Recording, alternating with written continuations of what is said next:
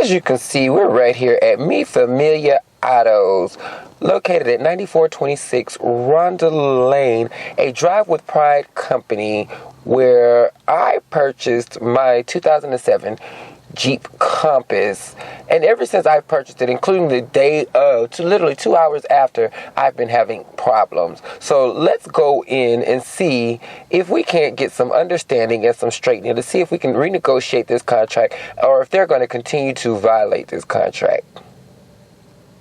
Stay tuned, don't go anywhere. So we're here at Mi Familia Autos. I'm getting ready to go in to discuss the issues that I've been having with this 2007 Jeep Compass ever since I got it from them on February 28th. It's been more problems on top of more problems. I'm spending more money. Too much money. That's what's going on, and that's what brought me back up here. So I came up here a couple of weeks ago, and I talked to, I guess, the finance manager named Cindy, and Cindy stated that I should call them, bring the car back up here, and then they're going to re-inspect it to see what's wrong with it, and they're going to fix it, whatever's wrong with it. Unless it costs too much, then they're going to be able to swap me out of vehicles into another vehicle. That requires me to take time out of my busy schedule already to come up here, sit around, wait for them to do what they're going to do, waste my time, then, nobody have time for all of that. Considering I just purchased the vehicle, we shouldn't be having these problems. So now I'm going to go and see if they're going to keep to their word or if they're going to lie and tell me that I'm stuck with this vehicle. Now, if they tell me that I'm stuck with this vehicle, we're going to go ahead, we're going to make the payment, and we're going to proceed forward with filing, you guessed it, a lawsuit against them too. I'm not gonna play with these people. Don't let nobody play with your time and your money. Honey, that's yours. You worked hard for it. Don't let nobody just get you, because they stated, and it's even on their website, they have the lowest prices, but yet my car is worth $7,000 at the most. A little over $7,000, close to $8,000 at the most. But they have it marked up to $12,000. Then there's a $6,000 finance charge. So by the time I finish making payments, I've paid almost $20,000 for this used car. But they messed up. Legalities. You gave me a contract that y'all didn't sign. You're supposed to sign it first and then make it to me, because then I'm supposed to be accepting the terms and conditions. Then we shake on it, everybody drives off. You didn't sign it before you gave it to me. So therefore, this was not properly executed, and you present this in a court of law, y'all are going down. So don't go anywhere. I'm going to go in. I'm going to have my camera in my purse. Yes. You know, people get funny when they know that you're being recorded and they want to run off and stuff like that. But before I go in there, bam, let them know that I'm the media and freedom of speech is a mother. Right. Y'all stay tuned. Don't go anywhere. I'll be right back, and we're going to see what's supposed to go down. Belong to you. And your used car can be broken at any time. I'm trying to help you out, I'm trying to work with you, but still it's not my decision, because once that I contract the car is yours. And I have somebody else on top of me who says okay or not okay. Right, and then on top of that, the contract isn't binding because you all didn't sign it. And it states on the contract, if you guys do not sign it, both parties have to sign it. No one signed it but me. I can't approve a deal because I don't work here. So who approved the deal? I don't have a copy of that, which I'm supposed to be furnished. Then on top of that, other issues are, you guys say you have the lowest prices. My vehicle is overpriced. Okay, let me go with see what I can do. I mean, if I have to make the payment, that's fine, but it's going to be... And the car is still on display? So what? Look, all of this doesn't really come to the case, because you agree to buy a car for a brand, whatever price it is, you are agreeing to buy it for that price. No, the thing is, that's false advertising. When on your website you say you have the lowest prices. You don't have the lowest prices. You ripped me off. I mean, I've put it in the computer. There are at least 10 other dealerships with newer models and less mileage on their vehicle, same vehicle, and it's cheaper than what you guys quoted it price. It's not why did I buy the car there. You guys have it listed on your website. But let's say that you go to Calvin Klein store and you buy a blue jean, right?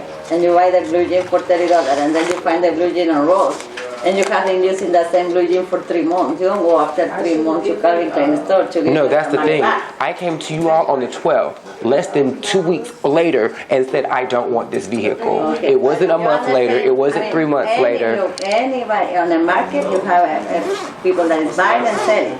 If they buy and they selling, agree on the price, that is it. If you don't agree on the price at that time, on the price or whatever you don't agree on, or you don't like the car at that time, you have to stand there and just leave. You don't sign a contract, you don't buy a car. Now that you buy the car, I'm trying to help you out, you know, but I need you cooperate with me because you're like, you can't always But that's the you are thing. telling me a lot of different stuff, but I don't know of that. Okay, well, I recorded. Did you want to hear the conversations with me and Cindy? Because Cindy said it. She asked me to also bring in a copy of the receipt from when I paid for the battery, even though I didn't understand it because I'd already given it to you. But she asked me to bring that as well, too.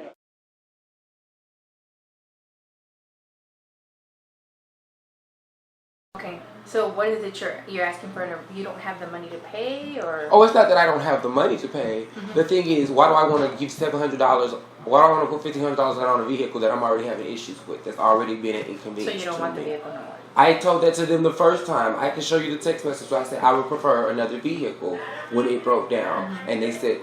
I contacted them on Thursday, contacted Miriam and said I would prefer another vehicle. I even sent them a picture of the 2 vehicles off you guys' website and said I would prefer either the Murano or the Equinox. And this was well before then. Yes, then what we can do is, we'll schedule an appointment to get your car viewed again for the smoke and the shaking.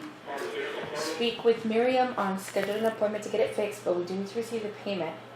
He'll give you another loaner if it's something that needs to be fixed for more than, you know, it could be a day, it could be 2 days, and they'll give you another loaner. Sorry, I'm running around, I can't reach.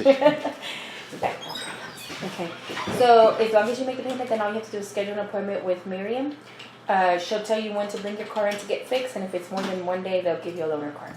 Okay. But hopefully it'll fit to your schedule. Okay. So you have the receipt that you paid For the battery. I will find it. I know I gave Miriam a copy of You it. signed there.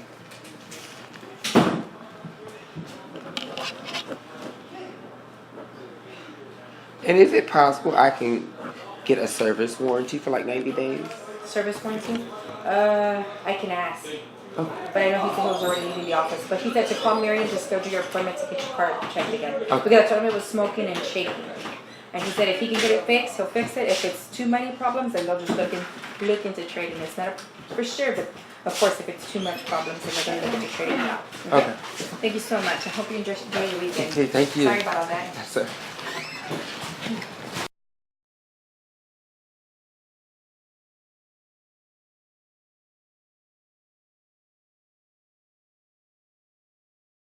But like I told Cindy in our last meeting, I was not spending any more money on that vehicle until I was reassured that that was a good vehicle for me to purchase.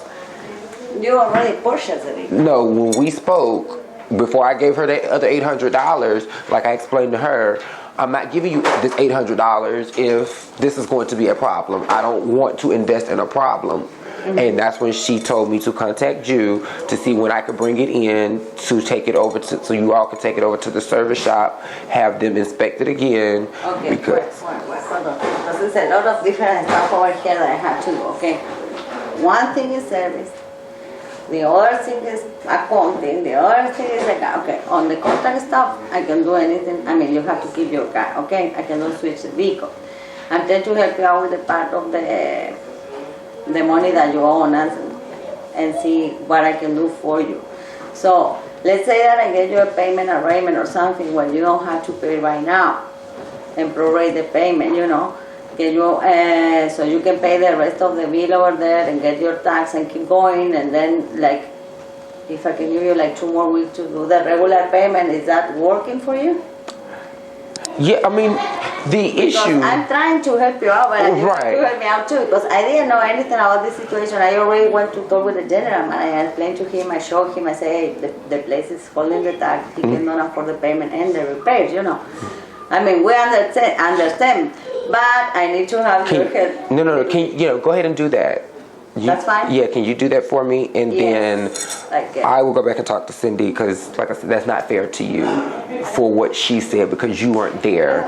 And you're trying to... No, but still, I don't hold this part, you know. Right, that's what I said. Authority. Right, that's why I said I'll go back and talk to her. No, it's okay. I thought we already with the general manager and had the okay for prorating the payment. So this is what I will do. I will tell Cindy, okay, that I have already the okay and all that. She can ask if she wants, but I will put the next payment like the regular payment, and then what we will do, I think, is extend the contract. Instead of paying, you won't pay this period, but in 2 weeks, can you do the payment? Yeah, but I need to know how much is it, because like I told her, this is money that I put into that. No, what I will try to do with Cindy is like, if you're making, I don't remember what is the situation because I don't have, you know. Mm-hmm. But how much is your payment per it's $210 every 2 weeks. $210. What I want her to do is like, let's say that today five the fees, right? You're gonna make the payment of $260 on your part for service, so you can have your tax back, right? Right. So you're gonna pay service. No, I've already paid them. Now I got to go pay them the other $300. Okay, $300 then. So you can take care of that, okay? Today, let's say. And then 2 weeks from now, it's gonna be on the 15th, let's say. 5/15, you just make the $210 payment. Okay, and you keep going with the payment regular. Gotcha. The only thing that if the contract say, let's say that you're gonna end on the 2018 for saying something, May 2018, instead of it's finished on that day, it'll be extended. Like so basically a payment. deferment of the payment. Okay. Is that okay? Okay. That is what I can do for you. Okay. Okay. Thank you, Teresa. Thank you. Everybody happy now. Yeah. Yeah. Well, as you see, no one seems to know what the is going on. One person pushes me off on another person, and neither one of them are communicating with each other, and I'm in the midst saying, well, see what just happened? Now, this is the in-house finance manager. And as you can see, she was totally lost. She went to, quote unquote, go talk to somebody, and comes back and says, well, we'll defer payment. But you still not had... Notice when I brought up to her that it states on their website that they have the lowest prices, but you don't have the lowest prices. You have the best rates, financing rates. Is that before or after you skyrocket the price of the vehicle? All I'm saying is, don't tell a lie, boom. Make sure you tell the truth, especially when it comes to business, because look who you're dealing with. So now I have them recorded once again. Now, unfortunately, we couldn't get a visual. At least you guys couldn't, because I, of course, do all of that. Then I have to get their consent. If I don't have their consent, then I have to blur it out, and I don't feel like doing all that blurring out right about now. And plus, I wanted to get the element of surprise. So like I said, had I told them that they were being recorded, that would have been completely different. They probably would have tried to run. They probably would have tried to hide. But when it comes to me getting the job done, honey, I do whatever I have to do. So if I have to play Mission Impossible now for deep down and under to get the undercover story, I'm going to get the scoop.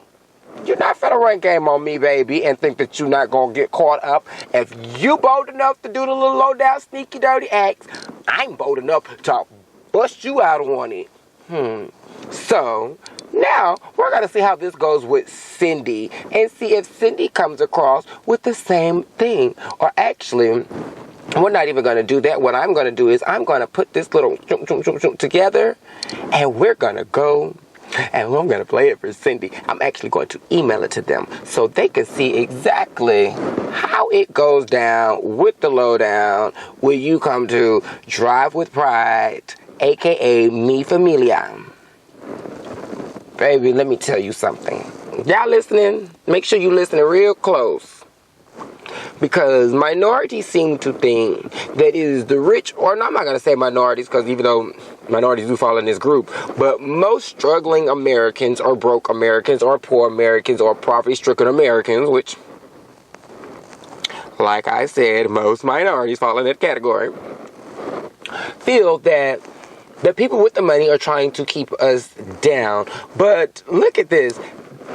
This is minority owned. Mi Familia. What white person you know finna holler, run around here talking about Mi Familia, Mi Familia? Unless they talking about to somebody of Hispanic descent.